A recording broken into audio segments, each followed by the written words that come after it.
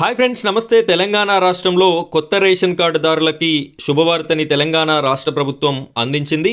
అదేవిధంగా ఫ్యామిలీ పేర్లు కానీ పిల్లల పేర్లు కానీ యాడింగ్ కానీ డిలీట్ కోసం కానీ అప్లై చేసుకుంటున్న వారందరి పేర్లు కూడా ఈ రేషన్ కార్డులలో యాడ్ చేయడం అయితే జరిగింది అని చెప్పేసి తెలంగాణ రాష్ట్ర ప్రభుత్వం ఎమ్మెల్యేలు అయితే చెప్పడం జరిగింది. తదితర జిల్లాలో ఉన్నటువంటి అధికారులు కూడా చెప్పడం జరిగింది.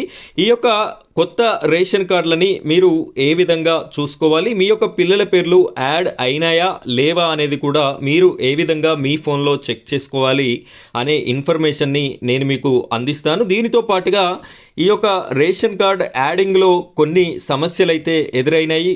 భర్త పేరుని తీసుకువెళ్ళి అత్తగారింట్లో, అమ్మాయి పేరుని తీసుకువచ్చి వీళ్ళ అత్తగారింట్లో, ఈ విధంగా చాలా రకాల మిస్టేక్స్, పిల్లల పేర్లు వీళ్ళ ఫ్యామిలీలో కాకుండా పక్కవారి ఫ్యామిలీలో, వారి అన్నదమ్ముల కుటుంబాల ఫ్యామిలీలలో యాడ్ చేయడం అయితే జరిగింది. ఈ విధమైన సమస్య మీకు కూడా ఎదురైతే ఖచ్చితంగా ఈ వీడియోని లైక్ చేసి కామెంట్ సెక్షన్లో కామెంట్ రూపంలో తెలియజేయండి. కావలసినటువంటి అధికారుల దగ్గరికి ఈ వీడియో అనేది వెళ్ళిపోతుంది. తద్వారా మీ ప్రాబ్లం కూడా సాల్వ్ అయ్యేటటువంటి అవకాశం అయితే ఉంటుంది. దీనికి సంబంధించిన పూర్తి వివరాలని మనం ఈ వీడియోలో ఎక్స్ప్లెయిన్ చేసుకుందాం. వీడియోని ఎక్కడా కూడా స్కిప్ చేయకుండా చివరి వరకు కంటిన్యూ చేయండి. మొదటిసారి కనుక మీరు మన ఛానల్ని చూస్తున్నట్టయితే ప్రతి ఒక్కరూ ఈ వీడియోకి లైక్ చేయండి. అదేవిధంగా మన ఛానల్ని సబ్స్క్రైబ్ చేసుకొని పక్కన ఉన్నటువంటి బెల్ ఐకాన్ పైన ట్యాప్ చేసి ఆల్ అని సెలెక్ట్ చేసుకోండి. ఇలా చేయడం వల్ల ప్రతి వీడియో కూడా మీ వరకు రావడం జరుగుతుంది.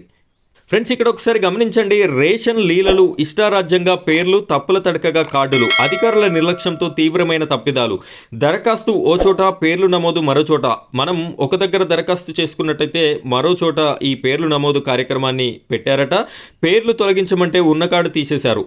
పేర్ల కోసం అప్లై చేసుకున్న అంటే పేరుని డిలీట్ చేయాలి అని చెప్పేసి ఎంఆర్ఓ ఆఫీస్కి వెళ్ళి రాతపూర్వకంగా ఎవరైతే అప్లికేషన్ పెట్టుకున్నారో వారి టోటల్ కార్డుని డిలీట్ చేసినటువంటి కథ మరొక చోట కనిపిస్తుంది. అత్తగారింట్లో చేర్చమంటే తల్లిగారింట్లో చేర్చారు. ఎవరైతే అత్తగారింట్లో పేరు నమోదు కావాలి అని చెప్పేసి అప్లికేషన్ పెట్టుకున్నారో తీసుకువెళ్ళి వారి అమ్మగారింట్లో తల్లిగారింట్లో చేర్చడం అయితే జరిగింది. ఉన్నతాధికారుల పర్యవేక్షణ లోపం, లబ్ధిదారులకి శాపం, ప్రజాపాలన దరఖాస్తుల నమోదుతో అనేక తప్పులు, కొండ నాలుకకు మందు పెడితే ఉన్న నాలుక ఊడినట్టు తయారైంది. కొత్త రేషన్ కార్డుల జారీ వ్యవహారం, కార్డుల్లో పేర్లు యాడ్ చేయడం కోసం, కొత్త కార్డుల్లో కోసం తప్పులు సరిచేయడం. ఫ్రెండ్స్, ఇక్కడ మీరు మరొక పేజ్ని గమనించినట్టయితే ఇక్కడ మనం రేషన్ కార్డులో అప్లికేషన్స్ పెట్టుకున్నటువంటి వారందరివి కూడా మిస్టేక్స్ అయితే కావడం జరిగింది, మనకి కనిపిస్తూనే ఉంది. పిల్లల పేర్ల విషయంలో కానీ, భర్త పేరు విషయంలో కానీ, భార్య పేరు విషయంలో కానీ ఒక చోట అప్లికేషన్ పెట్టుకున్నట్టయితే మరొక చోట రావడం అయితే జరిగింది. పిల్లల పేర్లు చేర్చమంటే అత్తగారి కార్డుల్లో చేర్చారు. మా పిల్లలు పెరిగి పెద్దవాళ్ళు అవుతున్నారు, అయినా వారి పేర్లను రేషన్ కార్డులో చేర్చడానికి ఇప్పటివరకు అవకాశం రాలేదు. కాంగ్రెస్ ప్రభుత్వం అధికారంలోకి వచ్చిన తర్వాత పేర్లు చేర్చడానికి అవకాశం కల్పించింది. మా భార్యాభర్తలతో పాటు మా పిల్లల పేర్లు యాడ్ చేయాలని ఆన్లైన్లో దరఖాస్తు చేసుకున్నా. ప్రజాపాలన గ్రామ సభలోను దరఖాస్తు చేసుకున్నాను.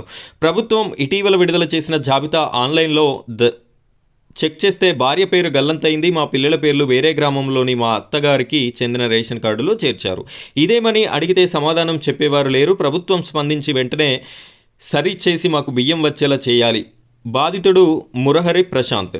ఇక్కడ ఈ విధంగా ఉంది. ఇక్కడ మరొక ఇబ్బంది చూసినట్టయితే పేరు తొలగించమంటే ఉన్న కార్డు తీసేశారు.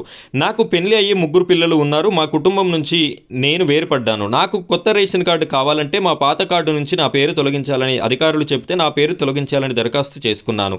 నా పేరు తొలగించడానికి బదులు అధికారులు మాకు రేషన్ కార్డు లేకుండా చేశారు. పాత కార్డు డిలీట్ చేసి కొత్త కార్డు కూడా ఇవ్వలేదు.